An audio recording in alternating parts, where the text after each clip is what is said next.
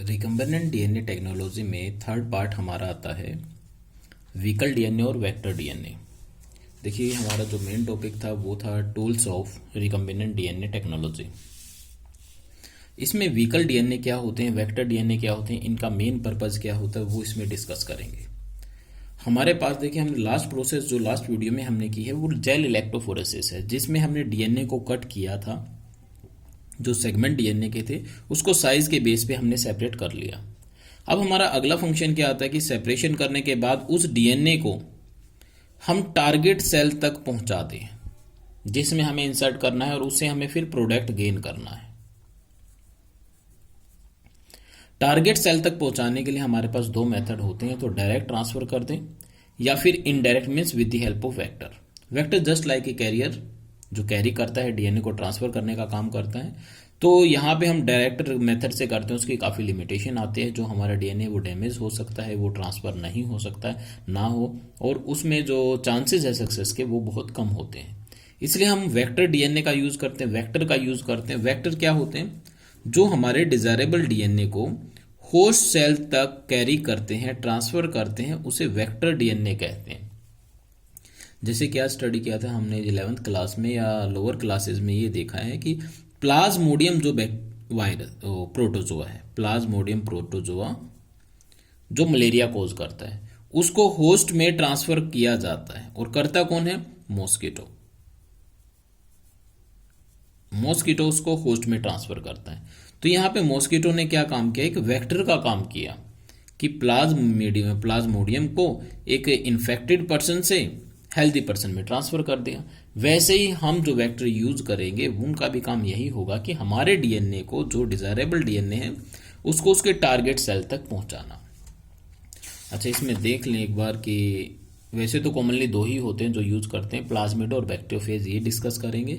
लेकिन आपके एनसीईआरटी में क्या क्या टॉपिक दिए हैं वो देख लें इसके बारे में। देखें इधर, देखिए ये आता है, ये हमारा था इधर जेल इलेक्ट्रोफोरेसिस, ये हो चुका है लास्ट वीडियो में। Separation and isolation of DNA fragment को कैसे सेपरेट करते हैं, कौन से डाई इसमें यूज की जाती है। उसके बाद इधर आता है क्लोनिंग वेक्टर। क्लोनिंग वेक्टर या फिर वेक्टर डीएनए, वेक्टर फॉर्म में कौन सा व्हीकल डीएनए यूज करेंगे। तो इसमें जो है मेनली बैक्टीरियोफेज, ये आ गया इधर, बैक्टीरियोफेज को यूज करते हैं। और दूसरा था इसमें प्लाज्मिड। प्लाज्मिड को हम यूज करते हैं independent control of the extra chromosomes, ये आ गया प्लाज्मिड। और ये बैक्टीरियोफेज दो को डिस्कस करेंगे। तो ये हमारे डिटेल इसमें है। प्लाज्मिड डीएनए हो गया, एक मिनट फोकस बंद करते हैं। प्लाज्मिड डीएनए को डिटेल में करेंगे, फिर बैक्टीरियोफेज डीएनए को डिटेल में करेंगे, और फिर required feature that help the cloning vector that are must present in the cloning vector, facilitate the cloning in the vector। कौन कौन से फीचर होने चाहिए अगर हम किसी को वेक्टर को यूज कर, किसी भी ऑर्गेनिज्म को यूज करते हैं, वेक्टर यूज करते हैं, उसमें कौन कौन से फीचर होने चाहिए। पहला, ओरिजिन ऑफ रेप्लिकेशन होना चाहिए, ओरिआर। दूसरा, रिकॉग्निशन साइट होनी चाहिए। और तीसरा, रिकॉग्निशन साइट ही क्लोनिंग साइट होती है। और तीसरा फिर सिलेक्टेबल मार्कर होना चाहिए। ये एनसीईआरटी में दिया है आपके, ये इधर आ जाएगा। देखो कौन कौन से फीचर, पहले ओरिजिन ऑफ रेप्लिकेशन होना चाहिए, दूसरा सिलेक्टेबल मार्कर होना चाहिए, और तीसरा क्लोनिंग साइट यानी कि रिकॉग्निशन साइट इसमें प्रेजेंट होनी चाहिए। ये डिस्कस करेंगे। और हाँ, फिर और लास्ट टॉपिक जो इसमें होगा, इसी टॉपिक का लास्ट होगा, कि जिसमें हम क्लोनिंग वेक्टर में ना नेचुरल इंजीनियरिंग के बारे में, नेचुरल इंजीनियर कौन सा है, कहाँ से हमने इस प्रोसेस को सीखा था। जो ट्रांसफर प्रोसेस थी वेक्टर के थ्रू, जो ट्रांसफर करना है, उसको हमने इस नेचुरल इंजीनियर से सीखा था। इसके बारे में थोड़ा डिस्कस करेंगे। तो देखें भाई,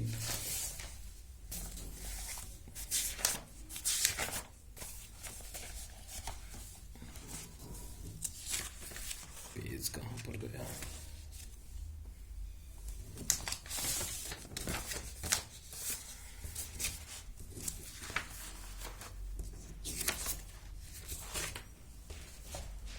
एक मिनट,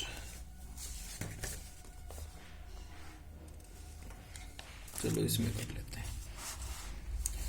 क्लोनिंग वेक्टर और the vehicle DNA, the DNA used, तो मेन पर्पज क्या था हमारा, जो डिजायरेबल डीएनए है उस डीएनए को होस्ट तक पहुंचाना, और उसको पहुंचाएगा कौन, vector,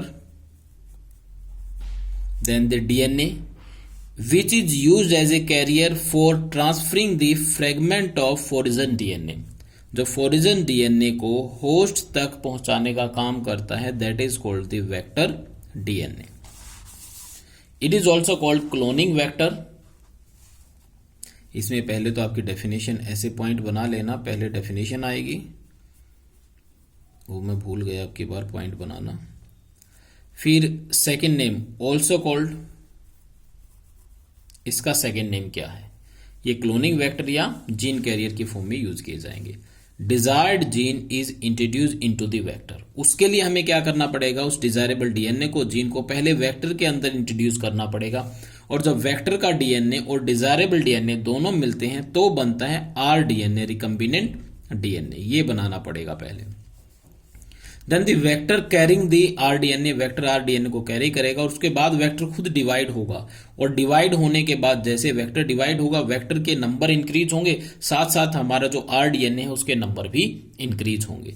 perform the several copy of the and form the several copy of the DNA. There are 5 type of vehicle और the vector are used.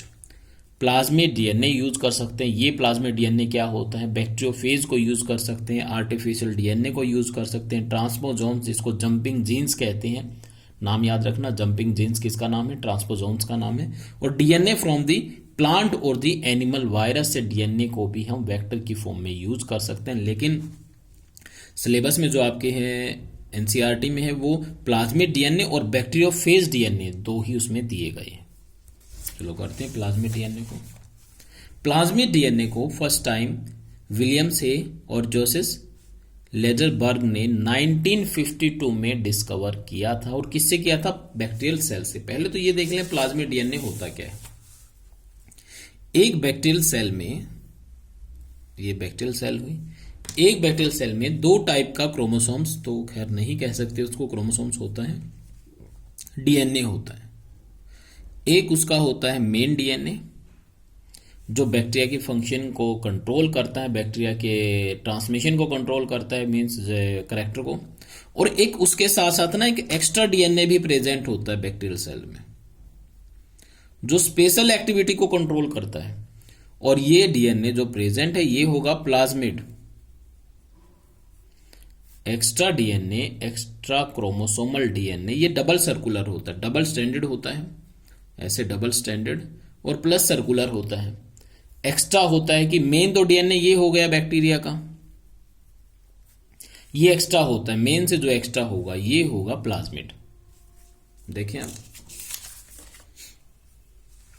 They are small double standard close circular symbiotic, small होते हैं, double standard होते हैं, जो इधर बताया है कि डबल स्टैंडर्ड है, ऐसे double standard closed circular symbiotic DNA molecule that naturally occur in the bacteria and outside the bacterial chromosomes। Bacteria में तो मिलता है लेकिन बैक्टीरियल क्रोमोसोम्स जो मेन क्रोमोसोम्स है उससे अलग मिलता है। मीन्स ये हुआ कि बैक्टीरिया में 2 टाइप का डीएनए मिलता है, एक तो मेन डीएनए हो गया और दूसरा जो एक्स्ट्रा डीएनए उसके अंदर प्रेजेंट है। मेन डीएनए सारे फंक्शन को कंट्रोल करता है, लेकिन बैक्टीरिया में कुछ एक्स्ट्रा फंक्शन भी होते हैं, जैसे कौन, एंटीबायोटिक रेजिस्टेंस जीन कहां पर होती है, antibiotic resistance gene extra function हो गया बैक्टीरिया का, तो वो इस प्लाज्मिड में प्रेजेंट होता है। तो इस प्लाज्मिड को हम यूज करते हैं डीएनए ट्रांसफर करने के लिए।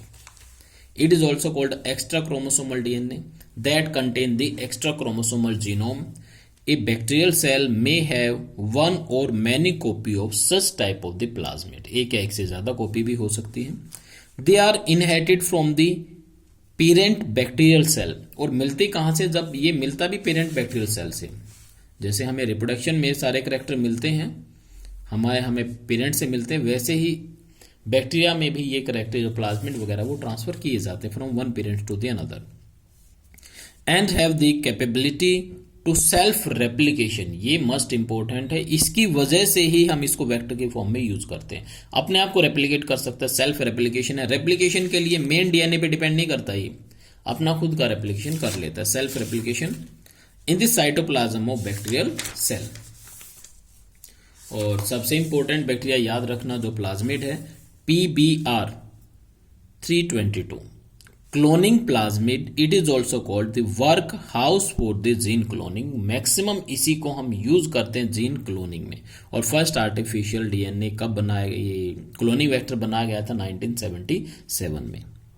ये हमारा फर्स्ट है जो बनाया गया था। PBr, ये बी और आर ये साइंटिस्ट के नाम से लिए गए हैं, और पी का मतलब प्लाज्मिड होता है, नंबर के अकॉर्डिंग इसमें ये बनाया गया। ठीक है, तो ये एग्जांपल याद रखना एक प्लाज्मिड का। और ये एनसीईआरटी में इस पे एक अलग लास्ट में डिस्कस करेंगे इसके स्ट्रक्चर के बारे में, बहुत इंपॉर्टेंट है, ये भी पूछा जाता है। ये है फिगर नंबर 11.4 में PBr 322। ये अभी बीच में नहीं करते, बाद में इसको डिस्कस करेंगे, एक वीडियो इसी पर बनाएंगे। तो आगे चलते हैं हम। नेक्स्ट पार्ट हमारा ये हो गया, प्लाज्मिड डीएनए हो गया। फिर सेकंड है बैक्टीरियोफेज। अब बैक्टीरियोफेज क्या होता है? बैक्टीरियोफेज की एक इंपॉर्टेंट कैरेक्टरिस्टिक्स क्या होती है कि ये किसी बैक्टीरिया में, ये बैक्टीरियल सेल हो गई, बैक्टीरियल सेल का अपना डीएनए हो गया, ये प्लाज्मिड हो गया, तो ये बैक्टीरियल सेल में ये होते हैं बैक्टीरियोफेज। फेज मीन्स होते हैं वो वायरस जो बैक्टीरिया पे अटैक करते हैं। इनका सबसे इंपॉर्टेंट फीचर क्या है कि इसमें देखिए, ये तो प्रोटीन वॉल हो गई, प्रोटीन कवरिंग हो गई, और इसके अंदर होता है इनका डीएनए। और इंटरेस्टिंग फीचर ये है कि अपने डीएनए को ये होस्ट सेल में, जैसे बैक्टीरिया है, बैक्टीरिया सेल में अपने डीएनए को रिलीज कर देते हैं, और इनका डीएनए जाके प्लाज्मिड डीएनए या मेन डीएनए के साथ अपने आप को एडजस्ट कर लेता है, इंटीग्रेट कर लेता है। मतलब ये हो गया, ये डीएनए हो गया बैक्टीरिया का, उसके साथ साथ इसने अपने आप को इसके अंदर डाइजेस्ट कर लिया। अब ये क्या करेगा, ये जो डीएनए था प्लाज्मिड का, बैक्टीरियल डीएनए को हाईजैक कर लेगा और उससे अपनी कॉपी बनवाएगा, अपने डीएनए की कॉपी बनवाएगा। जैसे वो रेप्लिकेशन करेगा तो उस रेप्लिकेशन से सभी कॉपी बनेगी बैक्टीरियोफेज के डीएनए की, और ऐसे उस बैक्टीरियल सेल का जितनी भी मशीनरी है, जो मैकेनिज्म है, उसको खुद के लिए वो यूज करेगा और बहुत सारे डीएनए अपने प्रोड्यूस करेगा। हो गया ऐसे। अब इस डीएनए से फिर वो अपने ये प्रोटीन वॉल बनाना शुरू करेगा, और फिर असेंबलिंग होगी। तो मीन्स ये देखिए, एक नया बैक्टीरियोफेज तैयार हो गया, इसके बाद एक नया बैक्टीरियोफेज ऐसे तैयार हो गए, ये देखिए। तो नंबर ऑफ बैक्टीरियोफेज इसमें बन जाएंगे बैक्टीरिया में, ऐसे चलते रहे, ये हो जाएगा ऐसे, ये हो गया। मीन्स इसकी एक फीचर ये हुई कि अपने डीएनए को इंसर्ट करता है और जो होस्ट का डीएनए उसको हाईजैक करके अपनी कॉपी बनवाता है। तो इससे क्या हुआ कि एक बैक्टीरियोफेज से बहुत सारे बैक्टीरियोफेज बन गए। फिर ये बैक्टीरियल वॉल को ब्रेक डाउन कर देता है और ये सारे रिलीज होते हैं, रिलीज होकर एक नई सेल को फिर एक बैक्टीरियोफेज फिर जाके अटैक करता है उस पर। तो मेन फीचर इसी के बेस पे हमने इसको यूज किया है कि ये अपने डीएनए को रेप्लिकेट करवा देता है। और हम ये सोचते हैं कि अगर इसके डीएनए में, जो ये डीएनए है, इसको हम बाहर निकाल लें, बैक्टीरियोफेज के डीएनए को बाहर निकाल लें, ये हो गया बैक्टीरियोफेज का डीएनए, और इसको कट करके इस डीएनए में हम अपना वो डीएनए ऐड कर दें, ये हो गया कट करके, वो डीएनए ऐड कर दें जो हमें ट्रांसफर करना है, ये से। तो ये अपने डीएनए को तो ट्रांसफर करेगा ही करेगा, साथ में हमारे डीएनए को जो हमें ट्रांसफर करना है, डिजायरेबल डीएनए है, उसको भी ये ट्रांसफर कर पाएगा बैक्टीरियल सेल तक, और वो जाके उसकी बैक्टीरिया की सेल के साथ इंटीग्रेटेड हो जाएगा। तो इस फीचर्स के चलते हमने बैक्टीरियोफेज को एज ए वेक्टर यूज किया है। देखिए अब कैसे क्या लिखा है इसमें। Bacteriophage vector are also called the phages. These are the virus that infect the bacteria by introducing their DNA, अपने डीएनए को इंसर्ट करते हैं बैक्टीरियल सेल में। The infected DNA molecule of the virus integrate into the bacterial chromosomes में add अपने आप को integrate करते हैं। Viral DNA multiply with the bacterial chromosomes, जो वायरल डीएनए है, जो डीएनए एंटर कर चुका है, वो बैक्टीरियल क्रोमोसोम्स के साथ अपने आप को मल्टीप्लाई करेगा और वो बनाएगा प्रोफेजेस, ये जितने भी डीएनए बने हैं ना यहाँ पर, ये डीएनए बने हैं, सिर्फ डीएनए जो बाहर डीएनए, ये प्रोफेज होंगे। प्रोफेज सिर्फ डीएनए जो रेप्लिकेटेड डीएनए बना है। Prophase may dissociate from the bacterial chromosomes, फिर बैक्टीरियल क्रोमोसोम से अलग होगा और assemble the number of phases, और बहुत सारे बैक्टीरियोफेज बना लेगा। विच ब्रस्ट आउट द सेल, जो बाद में सेल को, मैंने बताया था, सेल को ब्रेक डाउन कर देंगे और फिर नई सेल को अफेक्ट करेंगे। The property of bacteriophage to transfer the DNA into the specific bacterial cells and where they get integrated, उसके बाद उसमें इंटीग्रेटेड होना, मल्टीप्लाई करना with the bacterial chromosomes, give an idea to the scientist to form a phage vector. तब जाके scientist को idea मिला था कि हम फेज वेक्टर को यूज कर सकते हैं एज ए फेज को, यानी बैक्टीरियोफेज को यूज कर सकते हैं as a vector that contain in the origin DNA. Advantages क्या क्या होती हैं? First, they can used for the large DNA fragment, they can be used for the large DNA fragment को ट्रांसफर कर सकते हैं। और दूसरा इसमें, एक मिनट भाई, टाइम देख लूं मैं थोड़ा, ओके, लार्ज डीएनए फ्रेगमेंट को यूज कर सकते हैं। They can easily be detected at the time of cloning, experiment के दौरान हम इसको डिटेक्ट कर सकते हैं कि ट्रांसफर हुए हैं या नहीं हुए। तो ये फीचर हमारे आ गए। अब टाइम थोड़ा सा कम है तो इसको नेक्स्ट पार्ट में डिस्कस करेंगे कि जो वेक्टर यूज किए जाते हैं वो वेक्टर, उन वेक्टर के अंदर कौन कौन से फीचर होने चाहिए, तब जाके हम उनको एज ए वेक्टर यूज करेंगे। इसको अगली वीडियो में डिस्कस करेंगे। इसमें बस इतना ही, और बाकी ये सभी वीडियो आपको प्लेलिस्ट में जरूर मिलेगी, इससे पहले वाली भी और इसके बाद वाली भी जो आएगी, ठीक है, वहां से आप रेगुलर कंटिन्यू कर सकते हो।